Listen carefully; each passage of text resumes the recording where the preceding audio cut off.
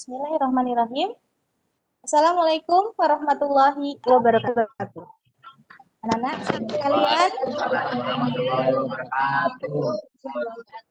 sekalian, bertemu kembali dengan Ibu dalam pembelajaran ilmu pengetahuan sosial kelas 7 semester kedua, ya.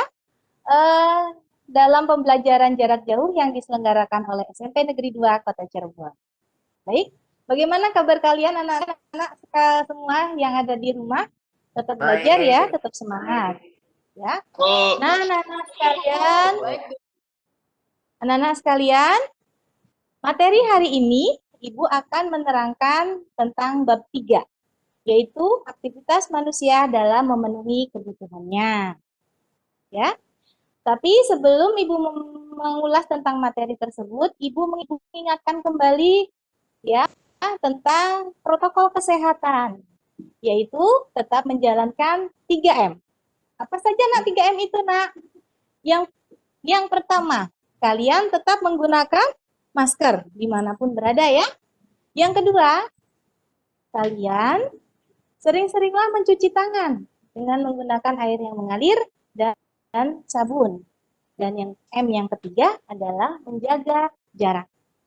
Baik anak-anak, itu harus kalian lakukan setiap hari. Ya, tetap menjaga kesehatan diri dengan makan makanan yang bergizi dan juga kalian cukup istirahatnya dan berolahraga. Nah, hal yang terpenting adalah meminta perlindungan dari Allah Subhanahu wa taala. Semoga kita semua terlindungi ya dan tetap sehat di masa pandemi saat ini. Baik, sebelum Ibu mulai pembelajaran kita saat ini, marilah kita sama-sama berdoa terlebih dahulu. Berdoa mulai. Selesai? Baik, sudah disiapkan buku materinya dan buku catatannya? Kita buka materi bab 3, yaitu tentang aktivitas manusia dalam memenuhi kebutuhannya. Ya, jadi Ibu ulangi lagi, materi IPS kelas 7 hari ini adalah materi bab 3, yaitu tentang aktivitas manusia dalam memenuhi kebutuhannya. Baik. Nah, materi saat ini dalam bab 3 itu adalah tentang kegiatan ekonomi. Tentang apa, Nak? Tentang kegiatan ekonomi. Ya, pintar. Anak-anak sekalian, setiap manusia pasti memerlukan ya yang namanya barang-barang kebutuhan. Ya, dari mulai kita kecil, kita masa anak-anak, masa remaja, masa dewasa, hingga nanti ibu dan ayah kalian itu pasti semuanya memerlukan barang-barang ekonomi untuk makan, untuk minum, dan lain sebagainya. Nah, kegiatan itu dilakukan setiap hari, Nak. Ya, aktivitas kegiatan yang kalian perlukan untuk memenuhi kebutuhan kalian itu dilakukan setiap hari.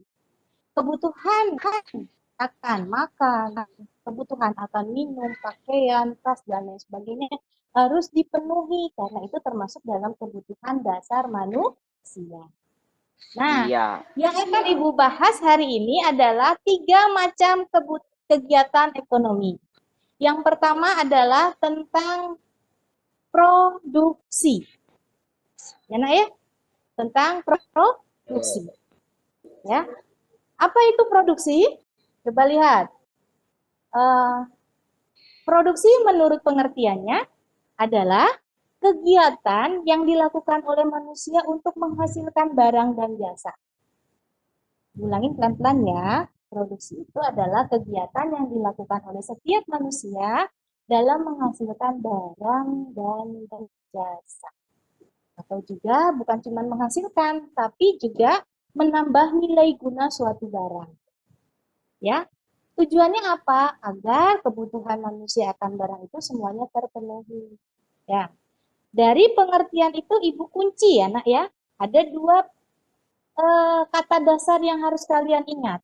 Produksi sama dengan menghasilkan barang dan jasa atau menambah nilai guna. Ya, nilai guna suatu barang. Bagaimana Bu caranya menghasilkan suatu barang dan jasa? Contoh, bila suatu saat kalian menjadi seorang produsen, kalian mulai mencoba untuk menghasilkan barang dan jasa yang dibutuhkan oleh manusia. Apa saja? Banyak kan anak. Dari mulai industri sepatu, industri pakaian, ya, itu yang sudah kapasitasnya besar. Nah, Bu, kalau produksinya itu dilakukan skala kecil, apakah itu termasuk produksi? Iya.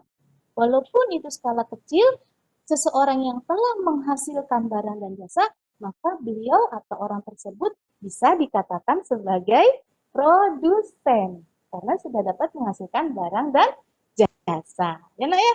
Jadi, kalau seseorang sudah bisa menghasilkan sebuah produk atau barang, maka orang tersebut bisa dikatakan sebagai seseorang yang melakukan kegiatan produksi. Paham ya, Nak ya? Misalkan, Bu, di rumah saya sudah mulai membuat keripik singkong, ya, sudah mulai belajar membuat pisang goreng, ya. Walaupun belum dipasarkan, tapi kalau sudah menghasilkan suatu produk, menambah nilai guna, maka kalian sudah dikatakan sebagai seorang yang melakukan kegiatan produksi. Ya, paham ya, Nak ya? Baik. Selanjutnya, Pak, untuk meningkatkan nilai guna suatu barang, ada 4, Nak. Ya, nilai guna suatu barang itu terbagi menjadi 4. Yang pertama disebut dengan nilai guna bentuk atau bahasanya form utility. Jadi suatu barang akan meningkat nilai gunanya apabila barang tersebut sudah berubah bentuknya. Ya, contoh yang gampang saja ya, Nak ya. Misalkan contohnya itu adalah jahe. Ya, kalau jahe dimakan sama kita mentah-mentah, tentu tidak enak rasanya kan? Tapi kalau jahe itu dirubah bentuknya, diparut dulu, diambil sari patinya, dimasukin gula, jadi minuman yang menyehatkan dan menyegarkan, maka bentuknya sudah berubah, bukan tadinya jahe, berubah menjadi minuman jahe yang siap minum. Nah, itu yang disebut dengan nilai guna bentuk atau utility from utility. Ya. Yang kedua adalah nilai guna tempat atau bahasanya adalah nilai.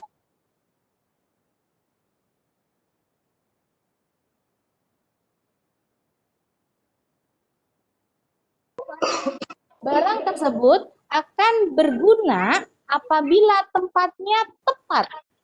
Ya, misalkan di daerah pegunungan, maka nilai guna sweater atau jaket akan bernilai lebih digunakan bila penduduknya menggunakan jaket tersebut, ya.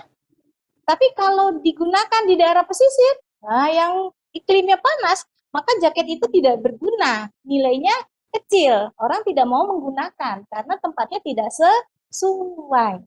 Paham ya, Nak ya? Oke, sekarang Ibu lanjutkan pada nilai guna waktu. Ya, di musim hujan saat ini, maka makanan-makanan yang hangat akan bernilai lebih banyak diminati oleh banyak orang, apalagi di daerah-daerah yang sangat dingin. Ya, kebalikannya, pada saat kemarau, maka makan makanan yang segar, yang ada dingin-dinginnya, maka produk makanan itu akan bernilai lebih. Ya, dan yang keempat adalah nilai guna kepemilikan. Nah, kalau kepemilikan ini berdasarkan pada siapa orang yang memilikinya. Ya, misalkan pada saat kalian sekolah pada jenjang SMP, maka baju seragam putih biru itu sangat berguna sekali untuk kalian.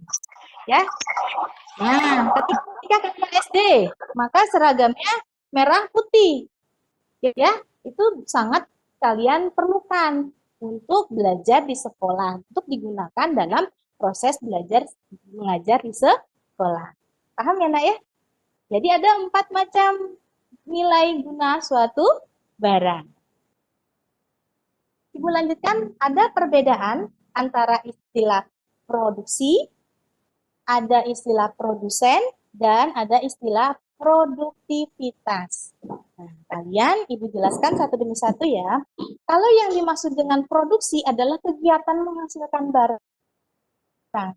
Ya, kegiatannya dilakukan setiap hari, mulai dari memasak, mencari sumber daya alamnya atau bahan bakunya, mengolahnya, mengemasnya, itu disebut dengan prod, eh, produksi ya. Nah, tapi orangnya, kitanya, atau perusahaannya disebut produsen. Jadi produsen adalah seseorang atau suatu lembaga yang melakukan kegiatan produksi. Nah, apa Bu produktivitas? Kalau produktivitas adalah kemampuan seseorang dalam ya meningkatkan atau menghasilkan barang dan jasa. Ya, jadi nanti kalau besar kalian punya cita-cita menjadi seorang produsen, berarti kalian harus mampu menghasilkan barang dan jasa. Nah, barang dan jasa yang dihasilkan itu harus memenuhi 3 unsur, nak, yaitu what, how, dan whom. Ya, what itu artinya barang apa yang akan dihasilkan. Ya, jadi kalian kalau mau jadi seorang produsen atau seorang pengusaha harus berpikir dulu, ini barangnya apa saja yang harus saya lakukan atau saya hasilkan. Ya, yang kedua adalah bagaimana caranya how, ya. Nah, ini cara untuk menghasilkan atau membuat tempat duduk atau kursi itu bagaimana sih? Ya, itu kalian harus punya caranya, harus punya ilmunya dulu ya. Dan yang ketiga, misalkan sudah eh, tahu barangnya, sudah tahu caranya. Yang ketiga yang harus kalian lakukan adalah kepada siapa barang itu harus saya jual, ya.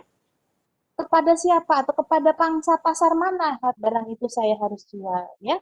Kalau kursi berarti kalian harus menawarkan barang itu ke kantor atau ke perusahaan lain atau ke rumah sakit atau ke sekolah yang memerlukan kursi-kursi, ya. Jadi untuk menjadi seorang produsen harus memikirkan 3 unsur tersebut. Paham anak-anak?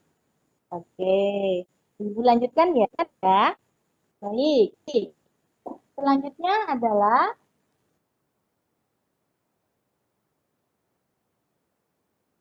keberhasilan dalam kegiatan produksi memerlukan 4 faktor produksi. Jadi, kalau kita melakukan kegiatan produksi, maka yang kita harus lakukan adalah memikirkan 4 faktor tersebut harus sudah ada, ya, atau persiapannya harus ada 4 macam faktor. Yang pertama disebut faktor produksi alam. Ini menyangkut bahan baku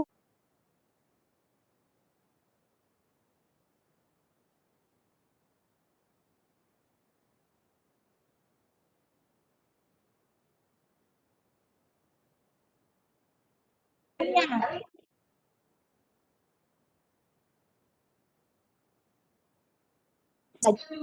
Maka yang harus dipersiapkan mencari tepung terigu.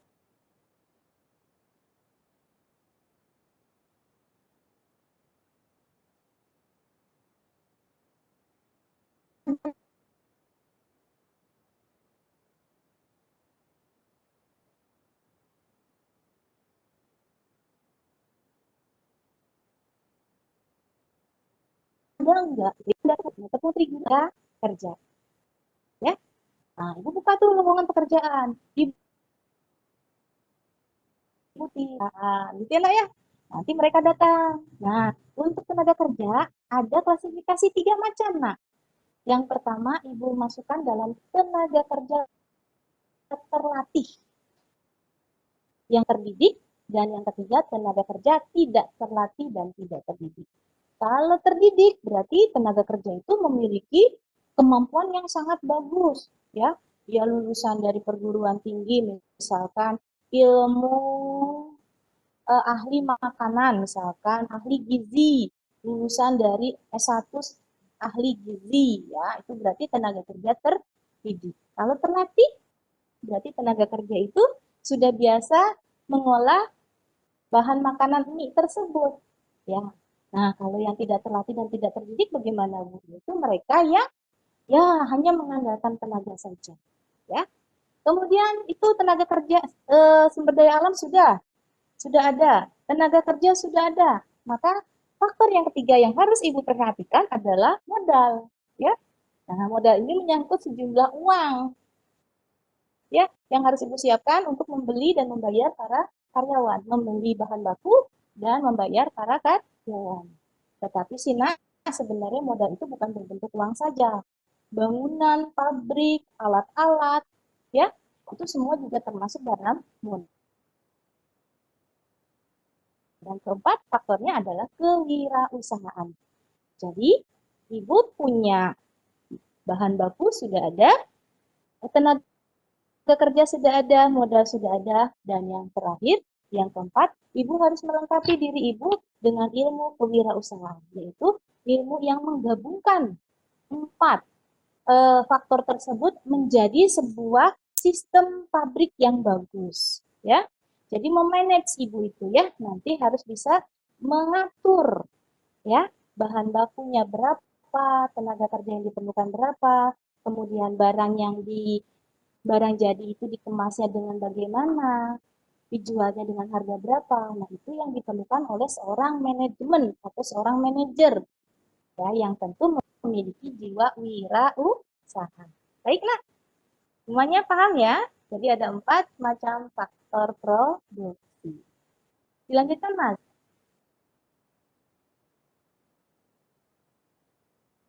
Nah, Nana, setelah produksi barangnya itu dihasilkan, siap diedarkan, sehingga kita bisa menyimpulkan sebenarnya produksi itu tujuannya apa saja. Jadi produksi itu ada 5 tujuannya ya, Nak ya. Yang pertama adalah menghasilkan barang dan jasa yang dibutuhkan oleh banyak orang. Yang kedua adalah mendapatkan keuntungan tentunya untuk seorang produsen. Yang ketiga adalah menambah nilai guna barang. Dan yang keempat adalah membuka lapangan pekerjaan bagi banyak orang. Dan yang kelima adalah menambah per kapita negara. Lima macam keuntungan atau manfaat dari kegiatan produksi. Ini yang pertama adalah menghasilkan barang dan jasa yang dibutuhkan oleh orang banyak. Yang kedua adalah mendapatkan keuntungan bagi produsen. Yang nilai guna barang kelima adalah menambah pendapatan negara. Paham semuanya ya, Nak ya? Tentang kegiatan produksi. Baik, itu yang Ibu bahas tadi adalah kegiatan produksi. Nah, sekarang kegiatan ekonomi yang kedua adalah kegiatan distribusi. Ya, siap-siap ya, dibuka bukunya lagi. Baik, apa itu kegiatan distribusi? Adalah kegiatan menyalurkan barang dari produsen kepada konsumen. Ya, dari produsen kepada konsumen. Sehingga barang yang tadi kita hasilkan tadi di pabrik mie itu nah, bisa dinikmatin oleh masyarakat banyak. Nah, butuh kita membutuhkan sebuah sistem yang disebut dengan distribusi ya. Nah, distribusi ini dilakukan dengan 3 cara. Nah, yang pertama disebutnya distribusi langsung. Yang kedua disebutnya distribusi semi langsung. Dan yang ketiga disebutnya distribusi tidak langsung. Ya, jadi penyaluran barang itu ada 3 macam. Nah, yang pertama Ibu bahas dulu disebut dengan distribusi langsung. Ini namanya juga langsung dari produsen kepada konsumen secara langsung. Contohnya apa, Bu? Tukang bakso misalkan ya.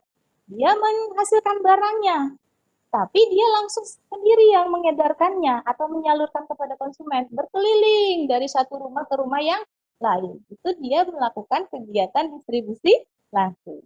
Paham? Yang kedua adalah distribusi tidak langsung.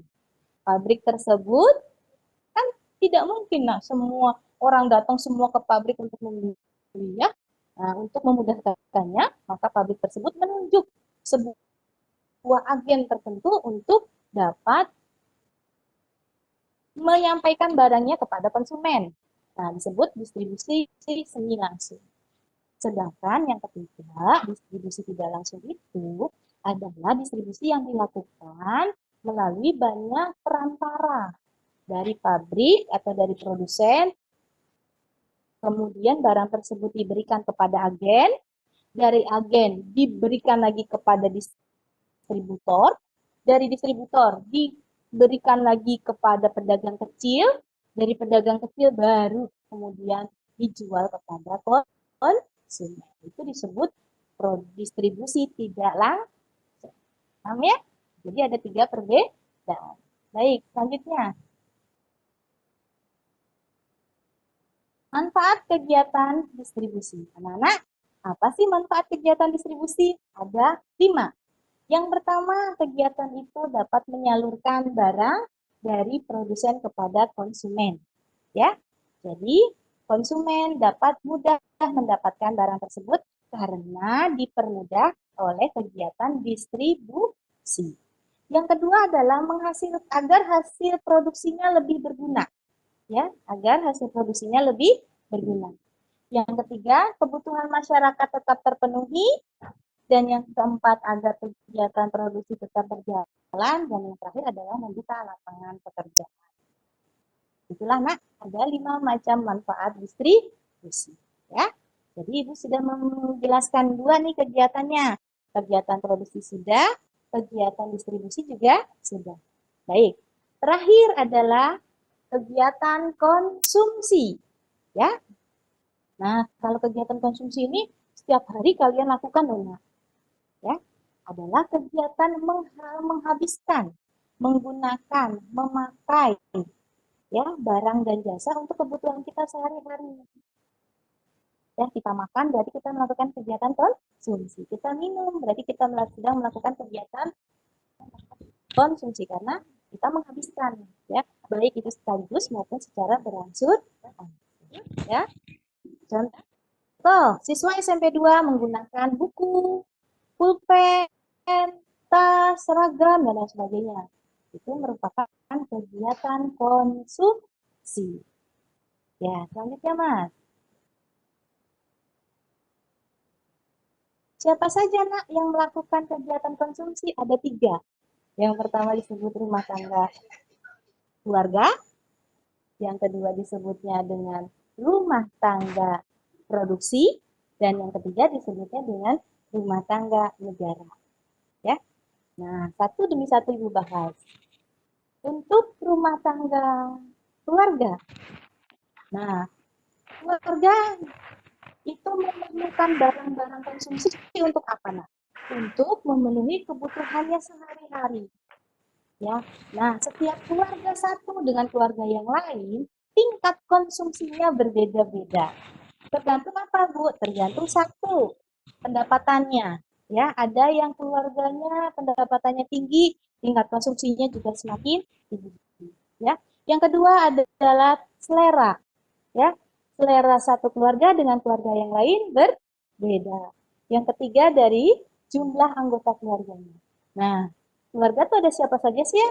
Ada ayah, ada ibu, ada nenek, ada kakek, ada anak, ya, yang tinggal dalam satu keluarga. Semakin banyak jumlah anggota keluarganya, tentu jumlah konsumsinya juga bertambah banyak. Riana ya. Kemudian yang kedua adalah rumah tangga perusahaan. Ya. Nah, kalau rumah tangga perusahaan itu adalah barang-barang yang dibutuhkan oleh perusahaan untuk menghasilkan. Yang tadi dijelaskan ya. Jadi setiap perusahaan pasti memerlukan bahan baku. Ya, bahan baku itu kalian perusahaan itu dengan cara membeli, mencari mana nih barang bakunya yang kualitasnya bagus, harganya murah, dan daerah jangkauannya juga dekat. Dan yang ketiga adalah rumah tangga negara. Anak-anak, kalian harus ketahui bahwa setiap negara memiliki kebutuhan akan barang-barang untuk siapa? Untuk memenuhi kebutuhan seluruh masyarakat yang ada di negara tersebut.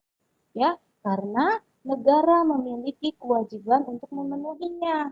Misalkan di daerah tersebut tidak ada pasar, maka negara harus membangun pasar. Nah, untuk membangun pasar pastikan memerlukan semen, memerlukan pasir, memerlukan besi dan lain sebagainya. Ya.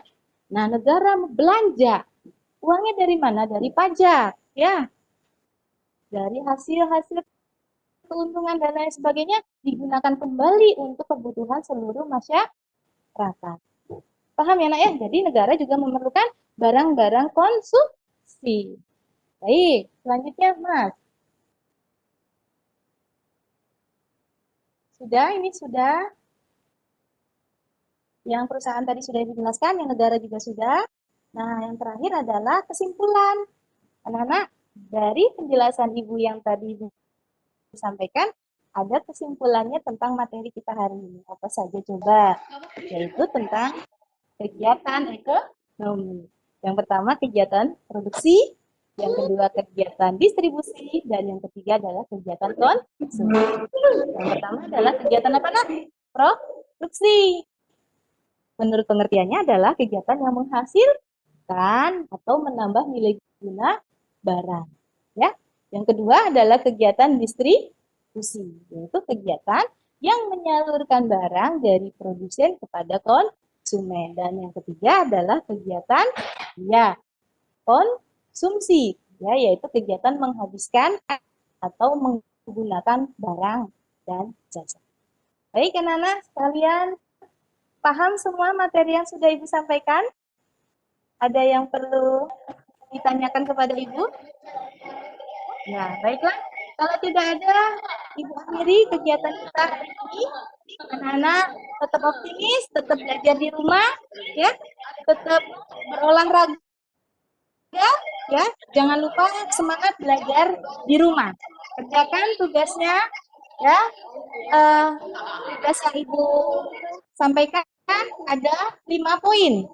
Yang pertama adalah jelaskan apa pengertian kegiatan produksi. Soal yang kedua adalah sebutkan 4 faktor kegiatan produksi. Yang ketiga soalnya jelaskan apa pengertian kegiatan produksi distribusi. Soal yang keempat jelaskan apa itu perbedaan antara distribusi langsung, distribusi tidak langsung. Dan yang terakhir, jelaskan pengertian kegiatan konsumsi. Tugasnya dikerjakan ya di buku latihan ya dengan lengkap dan jelas. Materinya sudah paham semua? Ya. Kalau sudah paham semua, Ibu akhiri pertemuan kita pada hari ini. Sekali lagi, Ibu minta kepada kalian tentang rajin-rajin belajar di rumah, tetap memperhatikan protokol kesehatan, ya. Kemudian juga kalian harus senantiasa minta perlindungan kepada Allah Subhanahu wa taala. Semoga wabah ini cepat berlalu, berakhir, dan kita bisa sama-sama belajar lagi di sekolah.